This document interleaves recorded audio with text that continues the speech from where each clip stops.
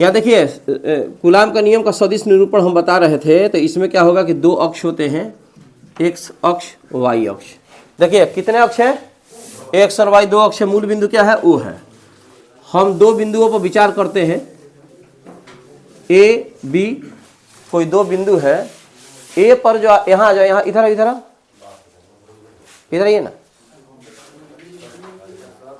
यहाँ एक आदमी बैठिए, एक आदमी यहाँ, उधर भी बैठिए, दो आदमी बैठा हुआ है,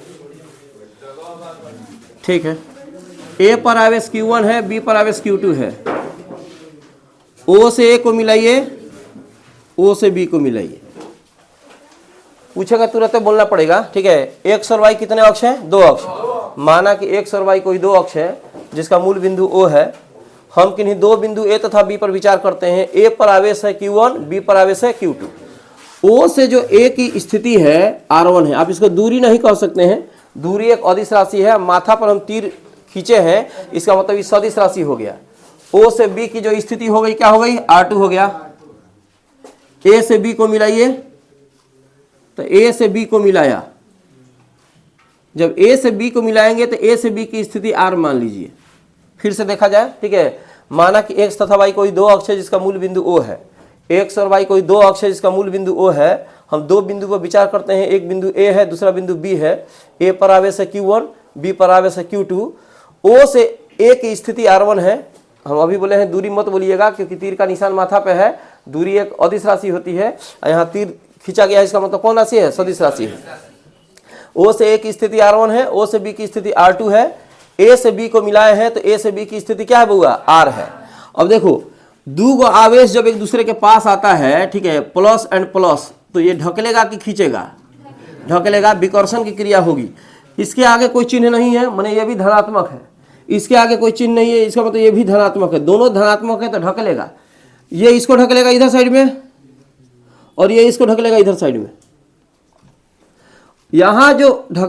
यहाँ जो बल लगेगा, इसका बल लगेगा, तो क्या लिखेंगे, F21, पहले के चलते दूसरे पर बल, ऐसे लिखे हैं। देखो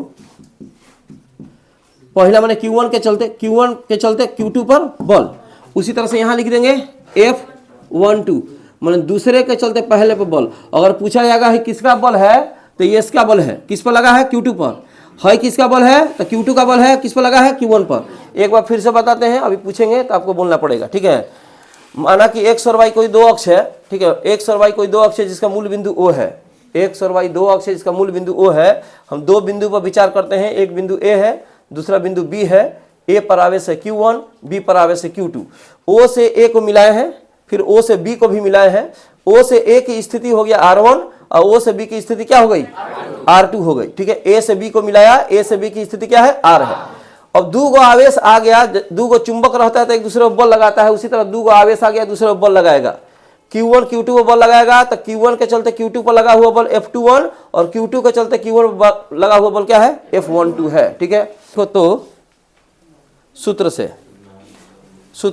क्या था, देखो तो कल पढ़ाए थे, F = K Q1 Q2 बटा में R। अब थोड़ा सा ध्यान दीजिए, इधर सुनो। अब यहाँ पे अगर हई चुना जाएगा F12, ध्यान से देखिए, फॉर्मूला हई है F।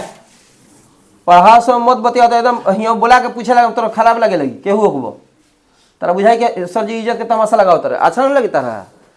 F12 जो है यहाँ K है, हम तारा कुछ बोले ना, क्वेश्चन पूछे, वही में तारा खराब लगे लगी। ऐसे ध्यान दो, F1 हई फार्मूला है, हई सेम टू सेम हम लिख रहे हैं। देखो यहाँ F12 लिखा गया है, देखो तो F12 हई जो तीर का निशान आपको दिखाई दे रहा है, F12 में जो तीर का निशान दिखाई दे रहा है, 2 से 1 की तरफ है कि 1 से 2 की तरफ है। तीर का निशान कितने से कितने है, 2 से 1 की तरफ। तो यहाँ लिख देंगे R21। अब कहिए क्या लिखे हूँ, माथा पर जब किसी का माथा पर टोपी होता है ना, तो उसका वैल्यू होता है 1, इकाई सदिश है। तो अगर 4 के वो 4 न लिखकर 4 गुना 1 लिखेंगे तो क्या अंतर है जी, एक है ना है। 4 लिखो चाहे 4 गुना 1 लिखो, तो इसका वैल्यू हो गया 1। फिर क्वेश्चन आता है तो लिखे काहे कहती है, तो लिखे इसलिए है कि दिशा को बता रहा है। F12 की दिशा किधर से है, तो 2 से 1 की तरफ, देखो तीर का निशान 2 से 1 की तरफ जा रहा है, तो 2 से 1 ये दिशा को बता रहा है, इसी के लिए ये लिखा गया है। है फॉर्मूला है, लेकिन है लिखने का मतलब है कि इसकी दिशा क्या है, ठीक है।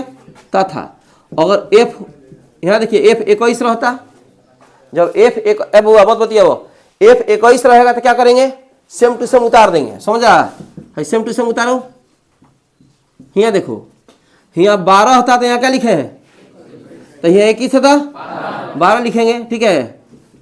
Equation second. अच्छा ये अब थोड़ा सा ध्यान दो, इसका वैल्यू कितना है 1, क्योंकि माथा पर क्या है कैप है, इसका माथा पर भी कैप है, इसका वैल्यू कितना, तो दोनों 1 हो गया, ठीक है। तो यहाँ देखो तो R21 और R12 दोनों आपस में क्या है, बराबर है, क्योंकि दोनों का वैल्यू 1 है, लेकिन दिशा विपरीत है। दिशा विपरीत का मतलब ई जा रहा है 1 से 2 की तरफ, आई जा रहा है 2 से 1 की तरफ। दिशा उल्टा होने के चलते कोची का चिन्ह लग गया, माइनस का चिन्ह लग गया, ठीक है। फिर से ध्यान से देखिए, इसका माथा पर टोपी है तो इसका वैल्यू 1 हो गया, इसका माथा पर टोपी है वैल्यू 1 हो गया, लेकिन इसकी दिशा 1 से 2 की तरफ है और इसका दिशा 2 से 1 की तरफ है, इसी के चलते बीच में कोची का चिन्ह लगा है, चला माइनस का चिन्ह लगा है। अब जहां R21 आपको दिखाई दे रहा है वहां पे हम हथना लिख सकते हैं, कि नहीं लिख सकते हैं। R21 की जगह हथना हम रख सकते हैं, तो लिखेंगे समीकरण कितना से होगा 1 से, F12 का F12, K का K, Q1 Q2 R square, और यहाँ R21 है, इसके जगह पर लिख देंगे -R12। अब माथा पर कैप हो गया, तो इस तरह से हम लिख दिए। ये माइनस का चिन्ह है, ये अब आगे आ जाएगा यहाँ पे, तो आगे आ जाएगा तो क्या हो जाएगा भाई मेरे, F12 इक्वल टू K, इसका माइनस आगे लेके चले आओ, K Q1 Q2 R square और यहाँ R12। है माइनस कुछ किया नहीं गया है, यहाँ लेके चले आए, इसमें कोई दिक्कत है इसमें। अगर है देखो फिर से समझ लो, है फार्मूला हो गया, है अगर 12 है, ठीक है, तो यहाँ 21 लिखे हैं दिशा के हिसाब से, ठीक है। यहाँ पे 21 है तो यहाँ क्या लिखे हैं 12। अब इसके माथा पर टोपी, इसके माथा पर टोपी, तो दोनों बराबर हो गया, क्योंकि माथा पर टोपी उसका वैल्यू होता है 1, इकाई सदिश, तो दोनों 1 बराबर 1। लेकिन दिशा उल्टा होने के चलते 1 से 2 की तरफ है और 2 से 1 की तरफ है, दिशा उल्टा होने के चलते क्या लगा माइनस। फिर समीकरण 1 से हम बात किए हैं, सेम टू सेम उतारे हैं, बराबर का बराबर, K का K सेम टू सेम उतार दिए हैं। R21 लिखा है तो R21 के जगह -R12 लिख सकते हैं, है माइनस को आगे कर देंगे और सेम टू सेम वहाँ लिख दिए। अब थोड़ा ध्यान दीजिएगा, माइनस को छोड़कर जो इतना बच रहा है हाथना, उस समीकरण 1 में है कि समीकरण 2 में है, और समीकरण 2 में, 12 वाला तो समीकरण 2 में ना है। तो देखो, तो है देखो, है सेम टू सेम लिखो, बराबर का बराबर, यहाँ माइनस का माइनस, हतना के जगह पर क्या लिख सके नहीं, F21। तो क्या बता रहा है यहाँ देखो, ये क्या बता रहा है समझो पहले, ये बता रहा है दूसरे कारण पहले पर लगा हुआ बॉल, दूसरे कारण पहले पर लगा हुआ बॉल, पहले कारण दूसरे पर लगा हुआ बॉल के बराबर है, लेकिन दिशा क्या है, तो न्यूटन का तीसरा गति का नियम है कि प्रत्येक क्रिया के बराबर और विपरीत प्रतिक्रिया होती है। तो कभी कभी क्वेश्चन आता है कि कूलाम के नियम के आधार पर आप न्यूटन के गति के तीसरा नियम को प्रमाणित करें, क्वेश्चन वो बदल देगा। यहाँ तक कहेगा सीधा सीधे कूलाम का नियम लिखे, सदिश निरूपित करे, जो हेडिंग दिलवाए तो सदिश निरूपित करे तो यह लिखाएगा। लेकिन अगर क्वेश्चन को बदलना हो तो खचड़ाई करता है, क्या कहेगा कि कूलाम के नियम के द्वारा न्यूटन के गति के तीसरे नियम को प्रमाणित करे, सेम चीज सेम लिखा है, माने एक ही चीज है, भाषा बदल दिया, समझ रहे ना। अच्छा छापिए तो इस पर सवाल बनेगा।